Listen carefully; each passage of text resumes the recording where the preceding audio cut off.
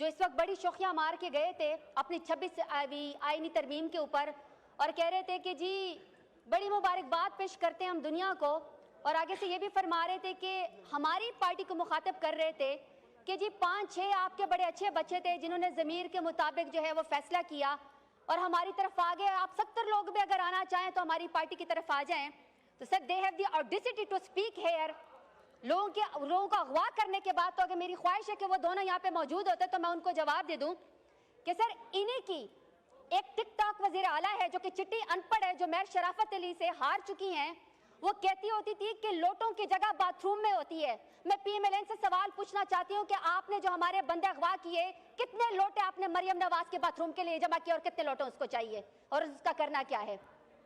پھر سر اس کے بعد آگے سے فرماتے ہیں کہ آپ تو اپنے لیڈر کے ساتھ ہی نہیں کھڑے، آپ کا جو بانی چیئرمین عمران خان آپ تو اس کے ساتھ ہی نہیں کھڑے ہیں۔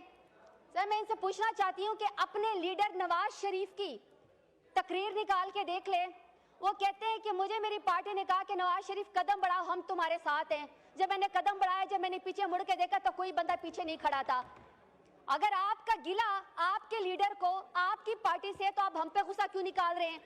ہم تو اپنے لیڈر کے ساتھ کھڑے تھے، کھڑے ہیں اور عمران خان کے ساتھ ہم کھڑے رہیں گے۔ اور سر دوسری بات یہ ہے کہ آپ نے کہا کہ جی ضمیر کے مطابق فیصلہ کیا، آپ نے اپنے لیڈر کا ساتھ چھوڑ دیا۔ سر میں چاہتی ہوں کہ آپ میری بات ذرا غور سے سنیں۔ مجھے سر ڈیرہ غازی خان میں اپنے کمرے سے گھسیٹ کے نکالا گیا اور سر میرے سر کے اوپر دوپٹہ نہیں تھا۔ سر مجھے جب گاڑی میں بٹھایا گیا تو میں سر پارلیمانی لیڈر ہوں، میں 2 دفعہ ڈیرہ غازی خان کے غیور عوام کے نام پہ، عمران خان کے نام پہ ووٹ لے کر آئی ہوں، تو سر میری آنکھوں کے اوپر کالی پٹی باندھی گئی، میرے سر کے اوپر دہشت گردوں کی طرح کالا کپڑا ڈالا گیا۔ تو سر میرے میں تو اتنی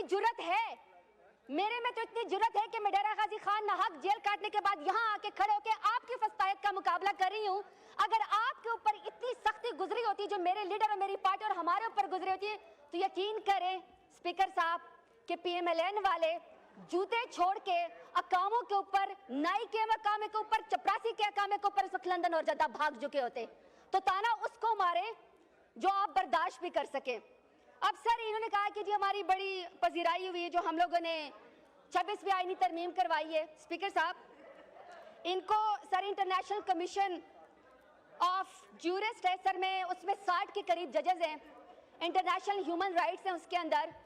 سر میں ان کے بارے میں ان کو بتانا چاہتی ہوں کہ آج ساری دنیا کے اخباروں میں سرخیاں لگی ہیں ان کی 26ویں آئینی ترمیم کی سر، جس میں انہوں نے بتایا کہ نہ یہ ہیومن رائٹس کے اوپر پوری اترتی ہے، نہ یہ لا کے اوپر پوری اترتی ہے، اور آپ نے عدلیہ کے پر کاٹ دیے پارلیمنٹ کو، اور پارلیمنٹ میں اس پارلیمنٹ کا آپ نے نیچے دے دیا جو الحمدللہ ساری کی ساری فارم 47 کے پیداوار ہیں۔ ایک بندہ بھی ووٹ لے کر نہیں آیا ہوا ہے، ایک بندہ بھی ووٹ کی طاقت سے نہیں آیا ہوا، سب کے سب فارم 47 کے پیداوار ہے، اس کے نیچے انہوں نے عدلیہ کے پر کاٹنے کی کوشش کی ہے۔ بڑی آپ شوخیاں مارتی 26ویں آئینی ترمیم کے اوپر۔ آپ نے غریبوں کے لیے، ان کا پیٹ بھرنے کے لیے کوئی آئینی ترمیم کی ہوتی تو شاید لوگ آپ کو پذیرائی دیتے۔ آپ نے بھوکے ناداروں کے لیے کوئی، یا انصاف دینے کے لیے آپ نے لوگوں کے، غریبوں کے لیے، عوام کے لیے آپ نے کوئی آئینی ترمیم کی ہوتی تو شاید آپ کا لوگ ساتھ دیتے، لیکن نہیں۔ ابھی سر میں رپورٹ کے مطابق آپ کو بات بتاتی ہوں کہ سر 14 جون 2019 کو جب پرائم منسٹر عمران خان کی حکومت تھی تو سر یونائٹڈ نیشنز نے اسلام آباد کو اپنا ہوم اسٹیشن مقرر کیا اور اس کی پوزیشن ریسٹور کی، اور کہا کہ جتنے بھی یو این کے آفیسرز ہیں سر اپنے ہاؤس کو تو ذرا ان آرڈر کریں پلیز۔ اسپیکر صاحب میری ریکویسٹ اپنے ہاؤس کو آرڈر۔ جی آرڈر ان دا ہاؤس، یہ تشریف رکھیں ممبران، پلیز بیٹھ کے بات کریں اور آہستہ بات کریں یا لابیز میں جائیں۔ نہیں سر یہ بات ہی نہ کریں۔ جی بولیں، آپ بولیں۔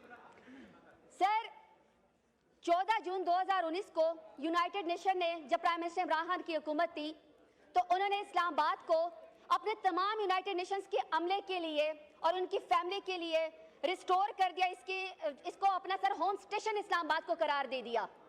سر میں سمجھتی ہوں کہ جب یونائٹڈ نیشنز نے اسلام آباد کو کیپٹل کو ریسٹوریشن کر دیا کہ تمام لوگ اس میں جو ہے وہ آزادانہ گھوم سکتے ہیں یونائٹڈ نیشنز کے لوگ، تو سر یہ پاکستان کا ایک پرائیڈ تھا۔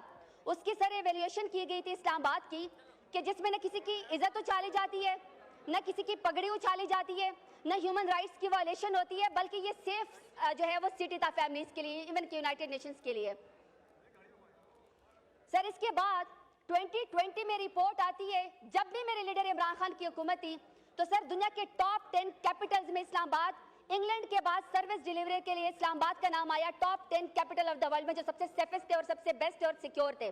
اور سر سروس ڈیلیوری میں ابھی سر 2024 کی رپورٹ دیکھ لیں اسلام آباد کو، جس میں ایمبیسیڈر، جس کو یو این نے اپنا ہوم اسٹیشن قرار دے دیا تھا عمران خان کی حکومت میں، کیا سر یہ ابھی بتا سکتے ہیں کہ پاکستان کا، اسلام آباد کا دنیا کے کیپٹل میں کون سا نمبر ہے؟ آخری نمبر بھی نہیں ہے سر. کیونکہ اب اگر آپ اسلام آباد کی تصویریں نکالیں گے تو سر آپ کو مقبوضہ کشمیر اور مقبوضہ فلسطین کے مناظر نظر آئیں گے. اسلام آباد کو، جس میں تمام دنیا نے ایک کیپٹل جس کو فالو کرنا ہوا تھا، سر اس کو تو انہوں نے ابڈکشن کا اڈا بنا دیا ہے پی ڈی ایم کی حکومت نے. وہاں تو سر انہوں نے لوگوں اغوا کاری کا اسلام آباد کو اڈا بنا دیا ہے. وہاں سر پگڑے اچھالنے کا اڈا بنا دیا ہے. لوگوں کی بہنیں بیٹیوں کو اغوا کرنے کا اسلام آباد کو اڈا بنا دیا ہے. سر کوئی ان کو خیال ہے کہ اسلام آباد کا امیج یا پاکستان کا امیج انہوں نے کیا کر دیا ہے؟ صرف اپنی خواہشات کے لیے.